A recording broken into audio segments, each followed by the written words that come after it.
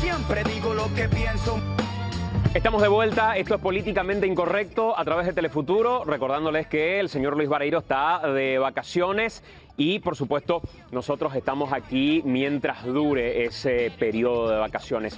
Hoy con un invitado muy especial, expresidente de Colombia, recientemente dejó, de hecho, el mandato, visita nuestro país y visita Políticamente Incorrecto. Recibimos a Iván Duque, expresidente de Colombia, quien ya está con nosotros. Santiago. Presidente, bienvenido. Gran placer estar acá. Gracias por venir. Muchas gracias. Adelante, por favor. Una visita express, digamos, por Paraguay, ¿no? Ustedes saben que tengo gran afecto por el Paraguay y venimos también a dar una conferencia sobre el presente y el futuro de América Latina y, por supuesto, también visitar amigos y saludar con mucho afecto al pueblo paraguayo. ¿Se siente diferente visitar un país ya sin la mochila y la carga de ser un presidente de la República que tiene otro compromiso, tiene otra impronta, tiene otra agenda? ¿Qué se siente de diferente? Bueno, primero, la verdad es que yo tengo gran afecto por este país desde hace muchos años. Durante los más de 10 años que trabajé en el Banco Interamericano de Desarrollo, vine al Paraguay en múltiples ocasiones, tuve la posibilidad de conocer distintas regiones. Y obviamente como presidente también lo hice, pero uno a veces como presidente tiene muchas más restricciones de agenda y demás. Yo creo que esta visita para mí es muy importante porque primero valoro lo que representa el Paraguay, valoro la transformación económica del Paraguay, valoro la reactivación económica del Paraguay. Entonces, poder estar uno con más libertad en el tiempo, estar en la calle, hablar con la gente, para mí tiene un gran valor. ¿Qué implica Paraguay desde los ojos de la política internacional y como un aliado estratégico en algunas cuestiones de Colombia? Ya sin esa carga, sin esa mochila que decía presidente del cargo, la investidura, ¿qué implica Paraguay sin sobredimensionar y sin subvaluar lo que es Paraguay? Lo primero es la relación histórica, Santiago, porque es emocionante cuando uno mira la historia y se da cuenta que en un momento muy difícil de la historia del Paraguay, cuando fue la guerra de la Triple Alianza, con todo lo que esto trajo de devastador para esta sociedad, Colombia salió en el respaldo del Paraguay. Se emitió un decreto en Colombia donde se decía que todo paraguayo que pisara territorio colombiano sería un ciudadano colombiano. Ayudó además esa determinación a evitar que se presentara casi que una ocupación para siempre perenne de ese territorio, y Paraguay le devolvió también esa condición a los colombianos. Entonces, es una situación de hermandad. Para mí es importante hablar de esos lazos. Pero lo otro es que creo que el Paraguay es una tierra de grandes oportunidades. Cuando uno ve el tamaño del Paraguay, que es un tamaño sobresaliente, más de 400.000 kilómetros cuadrados, con una población relativamente pequeña, uno se da cuenta que el Paraguay puede jugar un papel fundamental como despensa alimentaria, no solamente de sus propios habitantes, sino también del continente y del mundo. Lo otro, Paraguay es un país que tiene prácticamente el 100% de su energía en energía renovable por Itaipú, pero tiene una posibilidad de convertirse en una tierra fértil para las energías renovables no convencionales e inclusive para la producción de hidrógeno verde en Sudamérica. Eso es un potencial tremendo. También ambientalmente, cuando uno tiene tanto territorio y que está relativamente densificado el país, quiere decir que Paraguay puede aumentar sus áreas protegidas, puede hacer proyectos de reforestación, aforestación y entrar a jugar un papel fundamental en las finanzas climáticas. Y lo otro que a mí me parece maravilloso es que el Paraguay hoy es un territorio con confianza de inversión, mientras en otros países del continente los gobiernos están ideologizando sus políticas muchas veces hacia la extrema izquierda o la izquierda radical.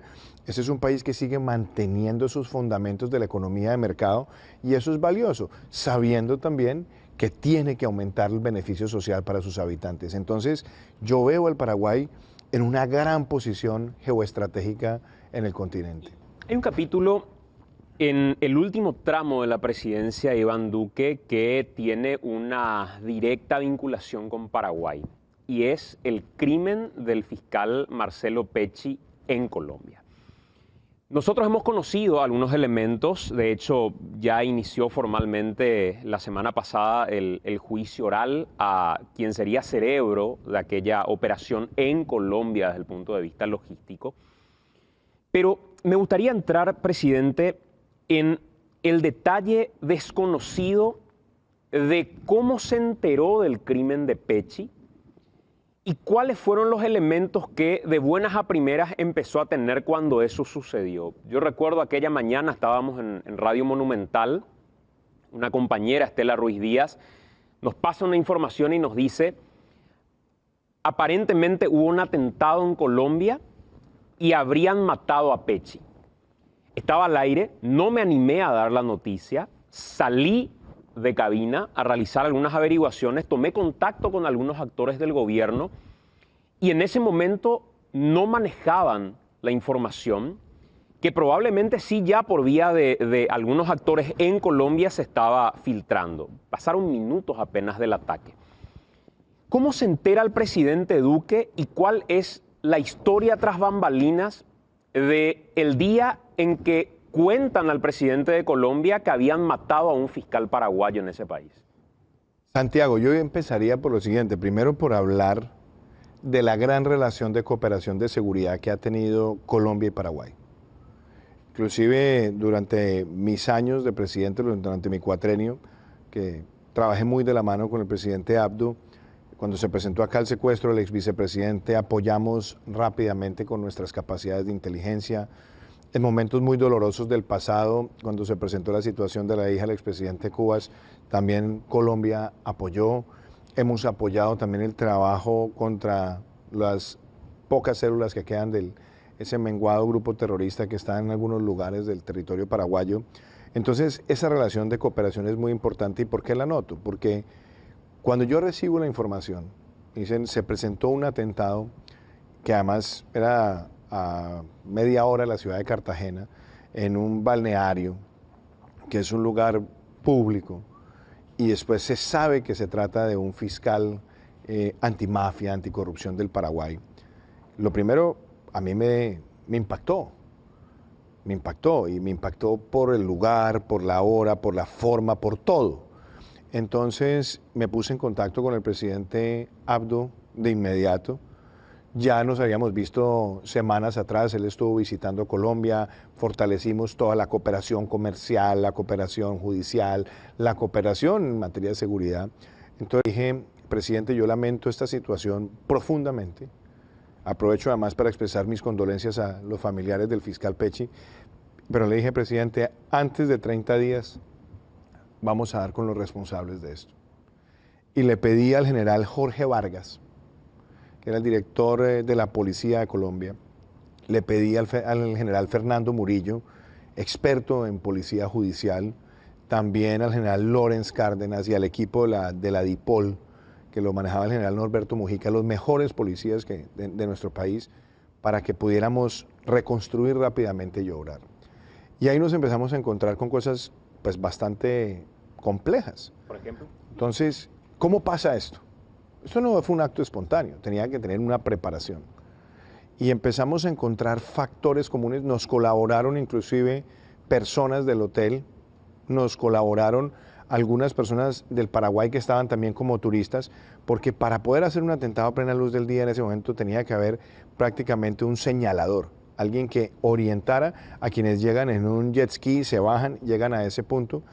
Y entonces empezamos a juntar todo el sistema de cámaras y entonces descubrimos que, claro, se habían bajado de un jet ski, descubrimos que ese jet ski había sido rentado en días anteriores, que habían hecho desembarcos, habían casi que planificado cómo sería la llegada a producir el atentado y después salir. Entonces eso nos llevó prácticamente en muy pocos días a identificar a varias de las personas involucradas. 3 señaladores, encontramos también un determinador, encontramos al sicario y en efecto antes de 30 días capturamos a esos 6 individuos. Y creo que es una operación de inteligencia impecable, bien hecha, con capturas que se manejaron con todos los protocolos. Mantuvimos informado también a las autoridades del Paraguay De hecho, yo hablé con el presidente Abdo, tan pronto se producen las capturas, y ahora lo que esperamos, por supuesto, es que haya una justicia implacable con esos autores materiales, pero también que podamos llegar a una condena rápida de los autores intelectuales. Sobre eso hay hipótesis, tesis. Debo ser prudente porque eso es un proceso en el cual se tienen que pronunciar las autoridades oportunamente, y cualquier comentario que yo pueda hacer pues, puede interpretarse para un lado o para el otro. Pero lamentamos profundamente, y mi dolor más grande, Santiago, es que teniendo esa cooperación que hemos tenido con el Paraguay, nunca se nos informó por parte del fiscal Pecci o de la Fiscalía del Paraguay de su decisión de visitar Colombia. Y tal vez si lo hubiera hecho no hubiéramos visto una situación tan deleznable, tan triste, porque hubiéramos podido brindar seguridad, protección. Y yo entiendo que había un deseo de intimidad de la familia, de estar más relajado, menos sentirse no presionado por la presencia de seguridad, pero eso a uno le duele porque es una vida que se hubiera podido también salvar. Y por supuesto quienes están en este crimen son miembros de estructuras de narcotráfico transnacional, y lo que se tiene que hacer con esas estructuras es aplicar implacablemente la justicia. ¿Qué elemento importante incorpora, presidente, cuando dice: lamento profundamente, después de todo lo sucedido, que a pesar de los años de colaboración no se hayan activado protocolos o no se haya echado mano de protocolos que existen, de advertencia, sea desde el Ministerio Público de Paraguay, formalizando, no sé si la vía es la Cancillería o cuál sería, la presencia de alguien con la investidura del fiscal Pecci, un fiscal que investigaba mafias, que investigaba drogas, independientemente a el deseo que pueda tener la familia? En esos casos uno debate, presidente, y dice: la autonomía respecto a alguien que decide sobre protocolos de seguridad o de inteligencia versus la obligación de un Estado de proteger a alguien con esa investidura, ¿no?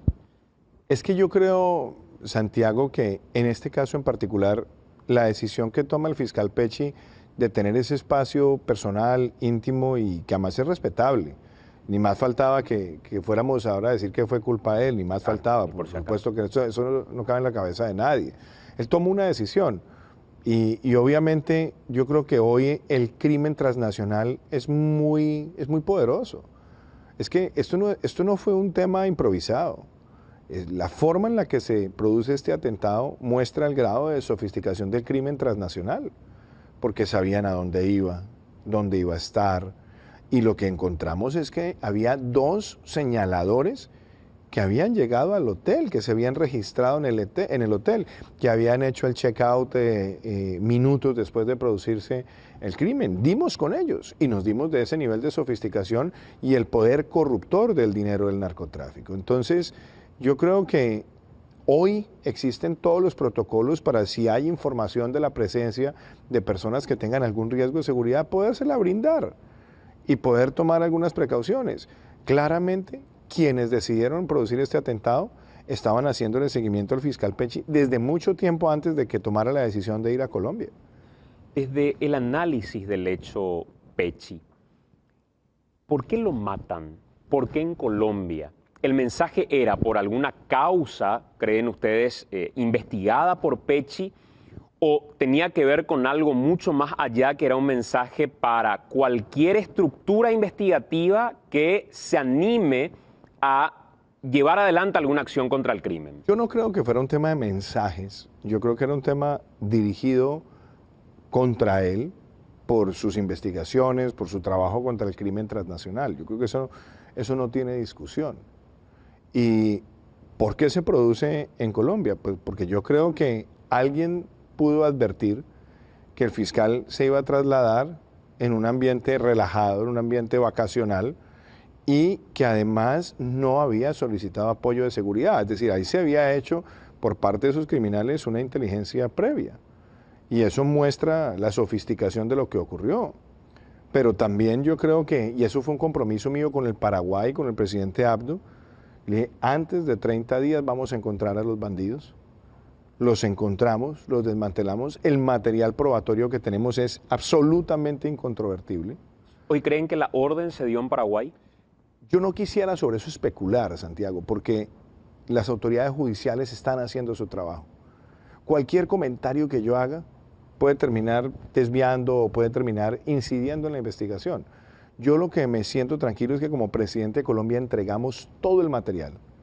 Y yo lo que espero es que lo más pronto posible se devele toda esa estructura, porque es una estructura transnacional de narcotráfico. El presidente Petro decía a través de un comentario en redes que para nosotros fue muy impactante en Paraguay, que el responsable de haber dado la orden fue Sebastián Marcet, y lo decía a través de su cuenta de Twitter, refiriendo además un análisis con respecto a la lucha contra las drogas en Colombia.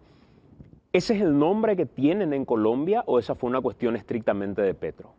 Esa información la da el presidente de Colombia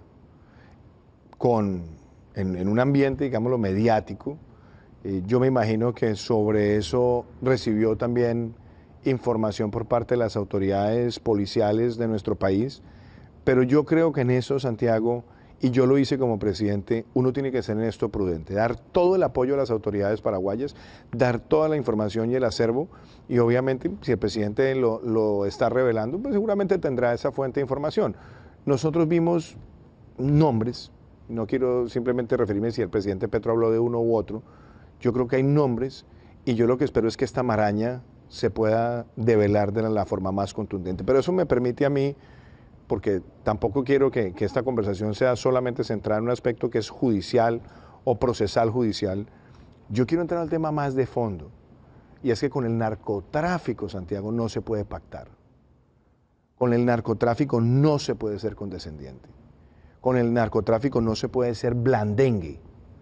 Al narcotráfico hay que enfrentarlo con determinación. Un solo día en que las autoridades cedan en su acecho constante y en la intensidad del acecho constante contra el narcotráfico, es un día de retroceso. Por eso la seguridad es un valor democrático y es un bien público, y por eso cuando nosotros gobernamos tenemos que tener claro que más allá de esa tentación contemporánea de estar siempre buscando la popularidad, tenemos que estar dispuestos a tomar decisiones impopulares y por supuesto drásticas y contundentes contra cualquier forma de criminalidad. Cuando uno invoca discursos de pacificación para tratar de estar en acuerdo, de desmontarse o de someterse con los narcotraficantes sin que haya un acecho donde sea ese temor el que los lleve a someterse, en ese momento se empieza a debilitar el Estado de Derecho. Eso me permite hacer referencia al segundo elemento incorporado por el presidente Petro a la cuestión del narcotráfico. Él pone en debate el fracaso, según menciona, de la política que ha tenido bajo tutelaje de los Estados Unidos la lucha contra las drogas o las estructuras criminales, por ejemplo, en Colombia. Paraguay tiene también una política muy parecida, tutelada por Estados Unidos y otros organismos internacionales. ¿Es esa la manera correcta de combatir el flagelo de las drogas? ¿O a la luz de los hechos, cuando se dice, independientemente a todo lo invertido en ese combate, las estructuras criminales se han afianzado con nuevas rutas, con nuevos elementos, con nuevos mecanismos, implica algún tipo de fracaso o de revisión probable en la política? Creo que es una gran pregunta y creo que hay que responderla o abordarla desde varios puntos de vista. El primero, una cosa es una política de salud pública, que por supuesto hay que tenerla para evitar el consumo, y una política de salud pública para atender al adicto, que por supuesto también hay que tenerla. Pero el mundo, desde el año 1971 hasta nuestros días, ha tenido un claro enfoque de prohibicionismo. Tratar de hacer legalizaciones individualizadas sin que haya un consenso mundial al respecto lleva a que los países que tomen decisiones irresponsables de legalización terminen convirtiéndose en narcoestados, porque se vuelven en estados propicios para esas actividades ilícitas. Eso es muy importante tenerlo en cuenta. Lo segundo, nosotros en Colombia, en el año 2000, teníamos más de 180.000 hectáreas de cultivos ilícitos Y al año 2015 habíamos bajado eso a menos de 50.000 hectáreas.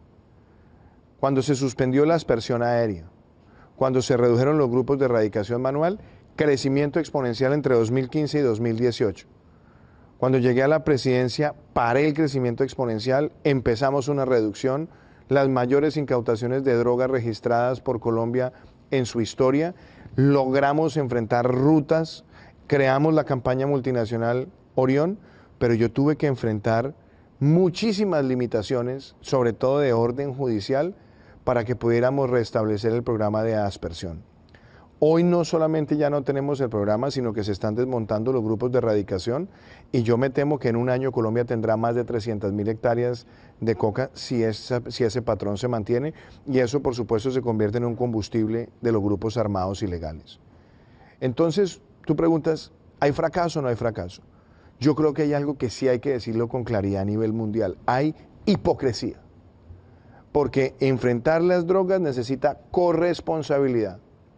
No es una sola fórmula, hay que utilizar una visión holística, pero lo que no puede ser es que en nuestros países nosotros enfrentemos la oferta, enfrentemos los cultivos ilícitos y los carteles y que los grandes países consumidores del mundo no están haciendo lo suficiente en materia de salud pública para prevenir el consumo o para bajar el consumo, reconociendo que hay cooperación.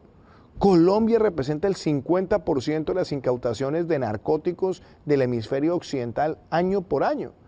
Y hacemos todo un esfuerzo, invertimos muchos recursos, pero a veces uno ve que en los países de mayor consumo sí hay cooperación policial, hay cooperación antinarcóticos, pero desde el punto de vista de la comunicación a la ciudadanía no se están haciendo campañas serias para disminuir el consumo. Y cierro contando esto, Santiago. En el año 2020 el consumo de cocaína se creció exponencialmente en el mundo. Y desde ahí hasta hoy, ninguno de los países donde ha crecido exponencialmente ese consumo ha hecho ninguna campaña de salud pública para enfrentar ese flagelo. Y si me permites decir esto, inclusive hay un argumento ambiental. Para producir 1 kilo de cocaína se necesitan decenas de galones de gasolina. Químicos que son además vertidos en las selvas de nuestros países, que destruyen ecosistemas. Estamos hablando de una droga que además produce un ecocidio permanentemente, porque para sembrar 1 hectárea de coca se destruyen 2 hectáreas de selva tropical. Y yo creo que este discurso también es muy importante tenerlo desde el ángulo de la corresponsabilidad en los países de mayor consumo en el mundo. O sea, eso implica que mientras aquellos países consumidores en alta escala de droga no tengan una política en materia de salud pública, no hay otra alternativa para los países productores más que este mecanismo de combate. A mí me dijeron muchas veces en la presidencia, algunos de mis críticos me decían, es que usted solamente tiene un enfoque represivo. Y eso no es cierto, porque yo lancé una política que se llamó la política Ruta Futuro, que era una política 360, donde enfrentábamos los cultivos ilícitos, los precursores químicos, hacíamos interdicción. El año pasado dejamos casi 700 toneladas incautadas, la mayor que ha registrado Colombia. Empezamos a luchar contra el lavado de activos, contra los canales de distribución, contra el microtráfico, destruyendo lo que llamábamos en Colombia o llamamos las ollas del microtráfico, que son esos espacios urbanos donde llega la gente a consumir vicio. Todo eso era una política integral, pero también la política de prevención y la política de tratamiento al adicto. Eso era una visión 360. ¿Qué creo yo? Esos esfuerzos que ha hecho Colombia son titánicos y lo que se sigue haciendo todos los años con interdicción. Pero sí se requiere que en los países de mayor consumo haya campañas efectivas. Ejemplo, en los años 80, bajo el liderazgo de Nancy Reagan, Estados Unidos lanzó la campaña que decía Say No to Drugs, dígale no a las drogas, que fue muy efectiva comunicacionalmente. Y yo personalmente creo que se requiere también un compromiso de los países donde ha crecido más el consumo de cocaína para mostrar e ilustrar el ecocidio que produce esa droga y por otro lado en hacer campañas de comunicación masiva de salud pública para que se reflejen en una disminución de ese consumo. Hace rato decía, presidente, que con el narcotráfico no se puede pactar, no se puede negociar. Y mirando algunos apuntes de cuestionamientos a Colombia y la política desarrollada en el paso del tiempo, uno de los puntos muy cuestionados en Colombia fueron los paramilitares. En su momento, dicen los críticos, creado para despojar de tierra a campesinos, para cometer masacres con vínculos con el narcotráfico, muy vinculados siempre, según la crítica al entonces presidente Uribe y al centro democrático del que usted forma parte. ¿Eso era criminalidad con apoyo estatal? Mire, me alegra que usted me haga esa pregunta porque eso nos permite aclarar la historia de Colombia. Primero, yo nunca he utilizado el término paramilitares. Ellos son terroristas y eran terroristas. Al igual que eran terroristas los grupos como las FARC, como el ELN, como el EPL. Pero ellos en su narrativa siempre decían, nosotros somos guerrilleros, ideólogos, luchadores sociales, y los otros son paramilitares, criminalidad organizada. Como si un homicidio fuera un homicidio distinto porque lo invocan en nombre de la guerrilla o lo invocan en nombre de otros grupos armados ilegales. Un homicidio es un homicidio. Un carro bomba es un carro bomba, independientemente de quién sea el que lo active y cuál sea la causa que intente reivindicar. Por eso para mí solamente tenían un solo nombre, terroristas. Y algo que es muy importante en la historia de Colombia, nosotros vimos esos grupos mal llamados paramilitares florecer en los años 80. Entonces, oiga esto, Santiago, se crean en el año 87 y tienen su auge en la creación. Y nadie dijo que los gobiernos que fueron permisivos frente a eso eran gobiernos paramilitares. Después nos tocó ver el crecimiento y expansión en el territorio colombiano y los gobiernos que fueron permisivos frente a esa expansión, nadie los llamó paramilitares. Después vimos que adquirieron poder de influencia y daban entrevistas en horario AAA, muchos de esos cabecillas de esos grupos, y nadie llamó a los gobiernos que fueron permisivos con esos gobiernos paramilitares. Y resulta que el gobierno que los combate, que los obliga a entrar en un proceso de sometimiento, que los mete a la cárcel y que los extradita, ¿ese es el gobierno paramilitar? No, no seamos ridículos. Miremos esa historia con esa claridad. Quien mete a la cárcel a esos grupos, quien los somete, fue el expresidente Álvaro Uribe. Y en mi gobierno trataron de revivir esa narrativa de que aquí hay unos guerrilleros y aquí hay paramilitares. No, señor, son criminalidad igualita. Y por eso luchamos contra ellos con total verticalidad. Mire, el bandido ese, alias Otoniel, que era el narcotraficante más peligroso del planeta, un sanguinario, quería convertir al Clan del Golfo, un cartel de drogas, en lo que él llamaba las autodefensas gaitanistas, para tratar de ganar un poco de aroma político y eventualmente entrar a un proceso de negociación. Como las autodefensas unidas a las que hacía referencia. Entonces yo dije, no señor, a ese bandido lo vamos a enfrentar.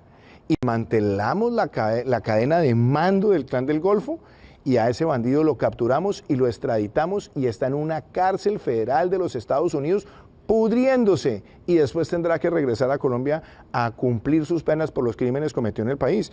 Pero yo recuerdo muchos políticos en Colombia que decían, no, Duque, no lo extradite, y que venían tratando de hablar con ese sinvergüenza para después entrar a un proceso de paz. Por eso yo digo, con el narcotráfico no puede negociarse, no puede haber condescendencia. La seguridad no puede ser manipulada como concepto democrático.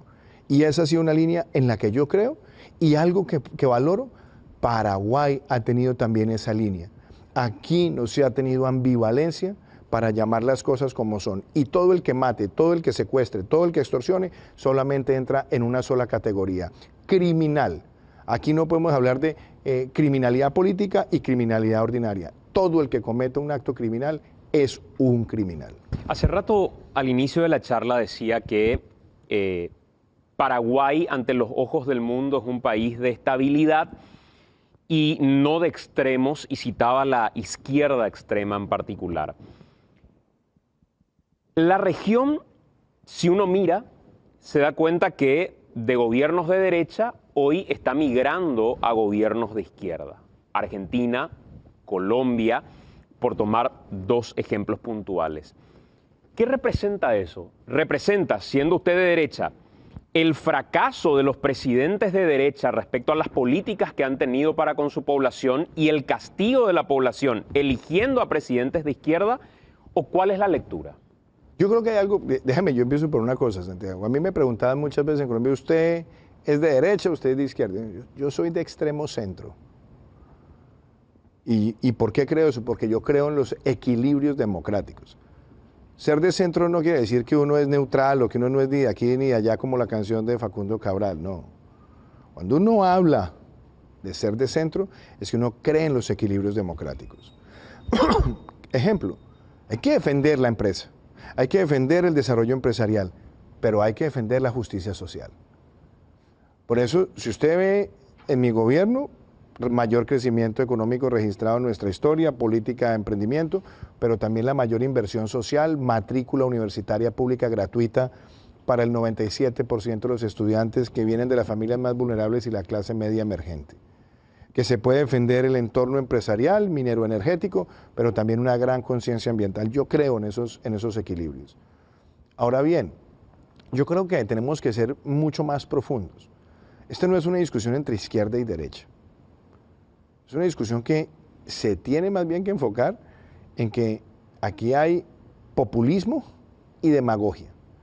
Y los demagogos son unos y los pedagogos son otros. Porque el problema de fondo no es que haya gobernantes de izquierda. Yo creo que América Latina ha visto gobernantes de izquierda que han hecho cosas importantes durante sus mandatos. Un ejemplo, Ricardo Lagos, en el caso de Chile. Gobernante técnico, asertivo, equilibrado. A mí lo que me preocupa es la demagogia y el populismo, en buscar soluciones que lucen bien para la tribuna, pero que terminan siendo la incubación de problemas graves para el futuro, lo que llama alguien pan para hoy, hambre para mañana, que tratan de ideologizar el discurso minero energético, el discurso tarifario, el discurso regulatorio, el discurso bancario, el discurso pensional, y ¿qué terminan haciendo? Espantando la inversión. Santiago, los países de América Latina hoy están compitiendo para traer inversión. Traer inversión es muy fácil, pero se puede ir en cualquier momento. Entonces, mi argumento de fondo es, vamos más a la médula. Y esto es, América Latina sí tiene hoy un modelo, en algunos de demagogos y en otros de pedagogos. ¿Y qué veo yo del Paraguay? Paraguay tiene hoy estabilidad, reglas de juego, defiende la iniciativa privada, tiene potencial agroindustrial, potencial energético, potencial en servicios. Por eso yo creo que el Paraguay hoy va a ser uno de los países que si hace promoción, y me preguntaba si es mercadeo, no solamente mercadeo, es ir a buscar a ese inversionista que está saliendo de muchos países, muerto del miedo, asustado, con incertidumbre, a decirle, venga al Paraguay e invierta en este país. Pero perdón, presidente, ¿no le parece poco autocrítico referir que la base es la demagogia o el populismo cuando es ese mismo electorado el que también elige a un presidente de derecha eventualmente? ¿No hay alguna autocrítica que uno pueda mirar y decir, está cambiando la elección del pueblo hacia gobiernos de izquierda porque esto hicimos mal los gobiernos de derecha o de centro? Es que si la pregunta es sobre si hay o no autocríticas, claro que hay que tener siempre autocríticas. Quien no es autocrítico termina siendo preso de la vanidad o lo que es aún peor, de la soberbia. Cuando gobernamos tenemos que ser autocríticos, pero también tenemos que darnos cuenta en el entorno en el que estamos. Yo digo, hoy América Latina está lo que yo llamo un mundo VICA, un mundo donde hay volatilidad, incertidumbre, complejidad y ambigüedad. Y hoy hay tres fenómenos que atentan contra la democracia. El populismo es uno, la polarización es otro y la posverdad es otro. Entonces tenemos una región que tiene que navegar en estas aguas. Yo, por ejemplo, me pregunto, ok, ¿se puede ser autocrítico en países como Chile? Claro, pero ¿por qué le incubaron a la mentalidad de tantos jóvenes que Chile era un fracaso cuando no lo era? ¿A que siguen existiendo desigualdades? Claro que sí, y hay que cerrarlas. Pero le hicieron creer a una generación o le incubaron a una generación que quiere cambios, que tiene voluntad de transformación, que quiere ser más progresista, más inclusivo, pero le metieron en la cabeza que todo lo logrado había sido un fracaso, y eso era una gran mentira, porque se amplió el ingreso per cápita, la cobertura de educación, la cobertura de salud, la participación en las obras de infraestructura, logros que son muy importantes, pero hay unas narrativas que quieren siempre inocularle a la sociedad que todo ha fracasado para por esa vía generar odios a partir de la posverdad, y eso termina siendo capitalizado por demagogos. O sea, lo de Chile no era brecha social, sino relato. Es que brechas sociales en América Latina existen, Santiago, y desafortunadamente van a seguir existiendo por mucho tiempo, pero hay que irlas cerrando gradualmente o aceleradamente, como querramos hacerlo. Negar que hay brechas es un error, pero negar las conquistas sociales es aún más grave, porque termina generando odios. Entonces, por eso la polarización. Y yo lo veo en muchos países de América Latina. La posverdad se mueve a la velocidad de la luz y la verdad se mueve en mula. Entonces, una mentira repetida exponencialmente en las redes sociales termina siendo más efectiva que una verdad comunicada con responsabilidad. Y esa es una amenaza a la democracia. En el interés de despejar los elementos que suman a la posverdad o a la confusión, uno supone que son los datos a los que hay que recurrir como para poder analizar determinadas cuestiones. Y uno de esos datos respecto a la crítica a la gestión Duque en Colombia que estaba mirando es el que refiere que desde agosto de 2018 hasta agosto de 2022 fueron asesinados más de 957 líderes sociales, defensores de derechos humanos, además de 261 firmantes de acuerdo de paz con la desmovilizada FARC. Esto según el Instituto de Estudios para el Desarrollo de la Paz de Colombia, que también habla de unas 220 desapariciones forzosas. ¿Estos son datos reales? ¿Dio fuente por eso? ¿O también es una cuestión de relato? Ahí hay varias cosas que me parece importante también ponerlas en un contexto amplio. Número uno, Santiago, estos asesinatos de líderes sociales desafortunadamente no son tema reciente. Llevamos décadas en Colombia de ver asesinatos de líderes sociales. Llevamos muchos años de ver atentados que los produce el narcotráfico y el crimen organizado contra ese tipo de liderazgo. ¿Qué es importante? En mi gobierno lanzamos el Plan de Acción Oportuna PAO. Lanzamos los CERREM y los CIPRAT, que eran espacios de coordinación en las regiones para enfrentar a los asesinos de líderes sociales. En mi gobierno fueron capturados y dados de baja más de 200 cabecillas, donde está Otoniel, Guacho, Cadete, David, Fabián, Uriel, de todo el variopinto del terrorismo que podemos tener en Colombia, que han producido esos crímenes. ¿Y qué tengo como satisfacción desde el punto de vista de nuestra labor de seguridad? También con datos irrefutables. El promedio de la tasa de homicidio durante nuestro gobierno, de esos 4 años, fue 25.2 por cada 100.000. La tasa de homicidio más baja en un cuatrenio en más de 40 años. El delito del secuestro, que también era una forma de intimidar y de amedrentar, lo dejamos con la tasa promedio más baja en más de 40 años. Y logramos bajar muchos de estos crímenes en distintos lugares del país. Pero obviamente uno eso no lo puede celebrar porque debería ser cero. ¿No? Nuestras sociedades no pueden sentirse cómodas conviviendo con el homicidio.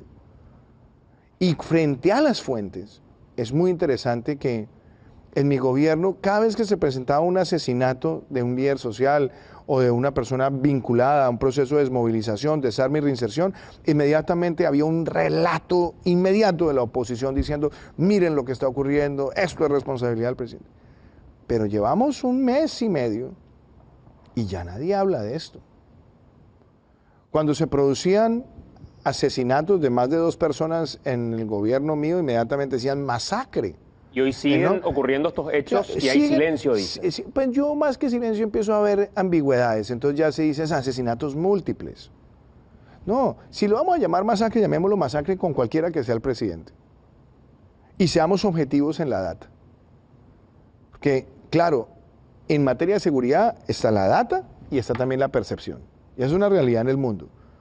Pero la data es, y es un referente. Por eso yo digo, en política uno tiene derecho a sus propias opiniones, pero no a sus propios datos y no a sus propios hechos. Uno tiene que ser riguroso y tiene que ser factual. Y nosotros enfrentamos muchas de estas realidades que llevábamos años también viviendo en Colombia y que también siguen existiendo hoy en Colombia. Y las enfrentamos con determinación. Y la más dura de los golpes contra asesinos de crímenes sociales fue la captura y extradición de alias Otoniel, el más sanguinario asesino de líderes sociales que haya visto nuestro país. Presidente, gracias por acompañarnos. Santiago, muchas gracias y de nuevo yo quiero decirle que me siento muy contento de estar en el Paraguay. Un saludo con afecto a toda la audiencia y yo les sigo diciendo, siéntanse muy orgullosos del país que tienen y que Paraguay atraiga inversión masivamente. Muchas gracias. Iván Duque, expresidente de Colombia, visitando los estudios de Telefuturo en esta jornada de Políticamente Incorrecto.